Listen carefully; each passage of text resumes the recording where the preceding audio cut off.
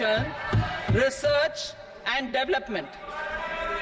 We will operationalize the Anusandhan National Research Fund for basic research and prototype development. Further, we will set up a mechanism for spurring private sector-driven research and innovation at commercial scale with a financing pool of 1 lakh crore rupees in line with the announcement in the interim budget. Space economy. With our continued emphasis on expanding the space economy by 5 times in the next 10 years, a venture capital fund of 1,000 crore rupees will be set up. Priority 9, next generation reforms. Economic policy framework.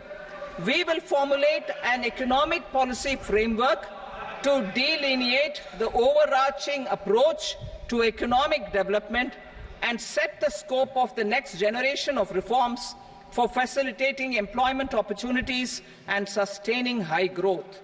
Our government will initiate and incentivize reforms for 1. Improving productivity of factors of production, and 2. Facilitating markets and sectors to become more efficient. These reforms will cover all factors of production, namely land, labor, capital, and entrepreneurship, and technology as an enabler of improving total factor productivity and bridging inequality.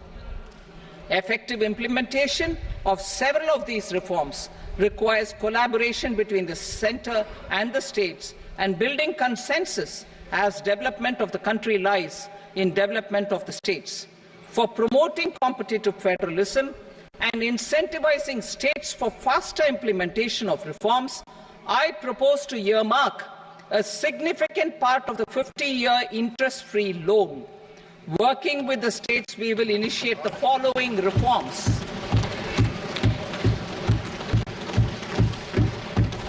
Land-related reforms and actions, both in the rural and urban areas, will cover land administration, will cover 1. Land administration, planning and management, and 2. Urban planning usage and building bylaws. These will be incentivized for completion within the next 3 years through appropriate fiscal support. Rural land-related actions. Rural land-related actions will include 1. Assignment of unique land parcel identification number, UL PIN, or Bhu Aadhaar for all lands. 2. Digitization of cadastral maps. 3. Survey of subdivisions, survey of map subdivisions as per current ownership. 4. Establishment of land registry. And 5. Linking to the farmers registry. These actions will also facilitate credit flow and other agricultural services. Urban land-related actions. Land records in urban areas will be digitized with GIS mapping. An IT-based system for property record administration, updating, and tax administration will be established. These will also facilitate improving the financial position of urban local bodies. Labor-related reforms. Services to labor. Our government will facilitate the provision of a wide array of services to labor, including those for employment and skilling. A comprehensive integration of e-Shram portal with other portals will facilitate such one-stop solution. Open architecture databases for the rapidly changing labor market, skill requirements, and available job roles, and a mechanism to connect job aspirants with potential employers and skill providers will be covered in these services. Shram Suvidha and Samadhan portal. Shram Suvidha and Samadhan portal will be revamped to enhance ease of compliance for industry and trade. Capital and entrepreneurship related reforms, financial sector vision and strategy. For meeting financing needs of the economy, our government will bring out a financial sector vision and strategy document to prepare the sector in terms of size, capacity, and skills. This will set the agenda for the next 5 years and guide the work of the government, regulators, financial institutions, and market participants. Taxonomy for climate finance. We will develop taxonomy for climate finance for enhancing the availability of capital for climate adaptation and mitigation. This will support achievement of the country's climate commitments and green transition. Variable capital company structure. We will seek the required legislative approval for providing an efficient and flexible mode for financing leasing of aircrafts and ships and pooled funds of private equity through a variable company structure. Foreign direct investments and overseas investment. The rules and regulations for foreign direct investment and overseas investments will be simplified to 1. Facilitate foreign direct investments, 2.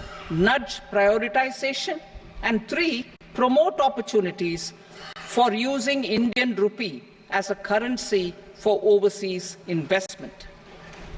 NPS Vatsalya. NPS Vatsalya, a plan for contribution by parents and guardians for minors, will be started.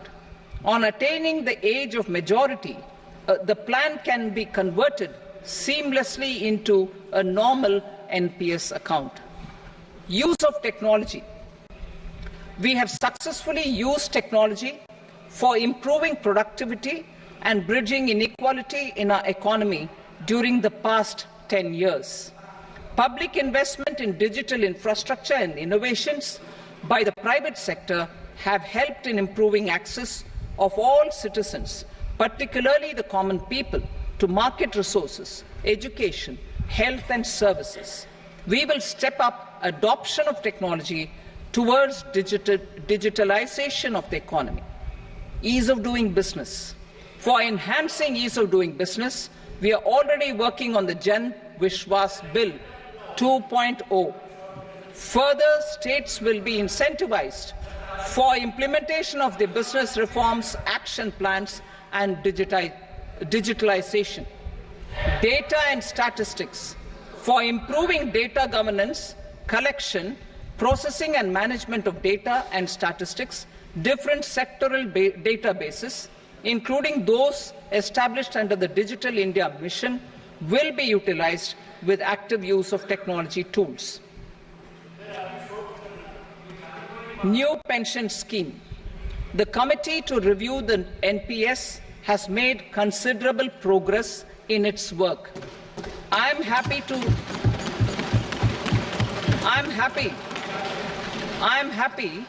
that the staff side of the National Council of the Joint Consultative Machinery for Central Government Employees has taken a constructive approach. A solution will be evolved which addresses the relevant issues while maintaining fiscal prudence to protect the common citizens. Budget estimates for 24-25. For the year 24-25, total receipts other than borrowings and the total expenditure are estimated at 32.07 lakh crore rupees and 48.21 lakh crore rupees respectively. The net tax receipts are estimated at 25.83 lakh crore rupees. The fiscal deficit is estimated at 4.9% of the GDP. The gross and the net market borrowings through dated securities during 24-25 are estimated at 14.01 lakh crore rupees and 11.63 lakh crore rupees respectively. Both will be less than that in 23-24. The fiscal consolidation path announced by me in 2021 has served our economy very well and we aim to reach the deficit below 4.5% next year. The government is committed to staying the course. From 2026-27 onwards, our endeavour will be to keep the fiscal deficit each year such that the central government's debt will be on a declining path as percentage of GDP. I will now move to Part B.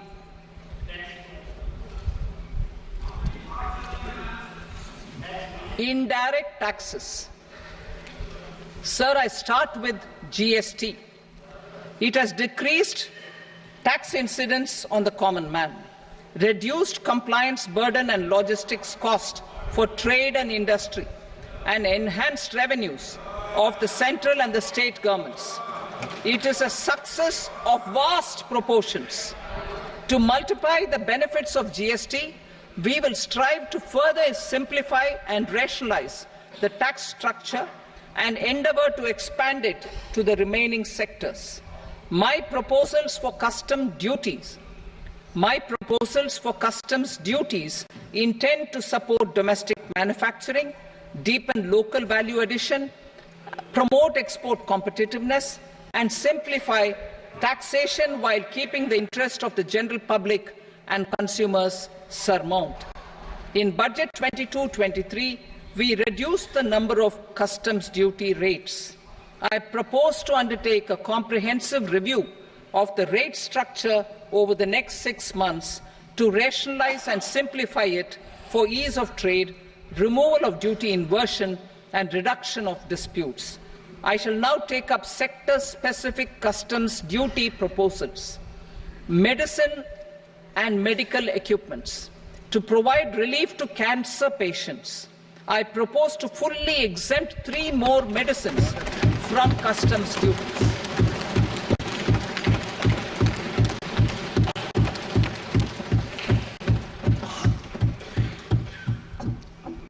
I also propose changes in the BCD on X-ray tubes and flat panel detectors for use in medical X-ray machines under the phased manufacturing program so as to synchronize them with the domestic capacity addition.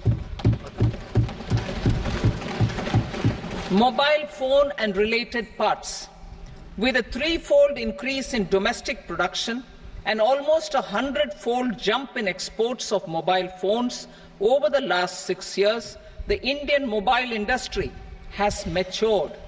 In the interest of consumers, I now propose to reduce the BCD on mobile phone, mobile PCBA, and mobile charger to 15%. Critical minerals. Minerals such as lithium, copper, cobalt, and rare earth elements are critical for sectors like nuclear energy, renewable energy, space, defense, telecommunications, and high-tech electronics. I propose to fully exempt customs duties on 25 critical minerals and reduce BCD on 2 of them. This will provide a major fillip to the processing and refining of such minerals and help secure their availability for these strategic and important sectors. Solar energy. Energy transition is critical in the fight against climate change. To support energy transition, I propose to expand the list of exempted capital goods for use in the manufacture of solar cells and panels in the country. Further, in view of sufficient domestic manufacturing capacity of solar gas, glass, and tinned copper interconnect, I propose not to extend the exemption of customs duties provided to them. Marine products. India's seafood exports in the last financial year touched an all-time high of more than 60,000 crores of rupees. Frozen shrimp accounted for about 2/3 of these exports. To enhance their competitiveness, I propose to reduce BCD on certain broodstock, polychaete worms, shrimp, and fish feed to 5%. I also propose to exempt customs duty on various inputs for manufacture of shrimp and fish feed. Leather and textile. Similarly, to enhance the competitiveness of exports in the leather and textile sectors, I propose to reduce BCD on real down-filling material from duck or goose. I am also making additions to the list of exempted goods for manufacture of leather and textile garments, footwear, and other leather articles for export. To rectify inversion in duty, I propose to reduce BCD subject to conditions on methylene diphenyl diisocyanate (MDI) for manufacture of spandex yarn from 7.5 to 5%. Furthermore, the export duty structure on raw hides, skin, and leather is proposed to be simplified and rationalized. Precious metals. To enhance domestic value addition in gold and precious metal jewelry in the country, I propose to reduce customs duties on gold and silver to 6% and that of platinum to 6.4%. Other metals. Steel and copper are important raw materials. To reduce their cost of production, I propose to remove the BCD on ferronickel and blister copper. I am also continuing with nil BCD on ferrous scrap and nickel cathode and concessional BCD of 2.5% on copper scrap. Electronics. To increase value addition in the domestic electronics industry, I propose to remove the BCD subject to conditions on oxygen-free copper for manufacture of resistors. I also propose to exempt certain parts for manufacture of connectors. Chemicals and petrochemicals. To support existing and new capacities in the pipeline, I propose to increase the BCD on ammonium nitrate from 7.5% to 10%. Plastics. PVC flex banners are non-biodegradable and hazardous for environment and health. To curb their imports, I propose to raise the BCD on them from 10 to 25%. Telecommunication equipment. To incentivize domestic manufacturing, I propose to increase the BCD from 10 to 15% on PCBA of specified telecom equipment. Trade facilitation. To promote domestic aviation and boat and ship MRO, I propose to extend the period for export of goods imported for repairs from 6 months to 1 year. I'll read that again. To promote domestic aviation and boat and ship maintenance, repair and operations, I propose to extend the period for export of goods imported for repairs from 6 months to 1 year. In the same vein, I propose to extend the time limit for re-import of goods for repairs under warranty from 3 to 5 years.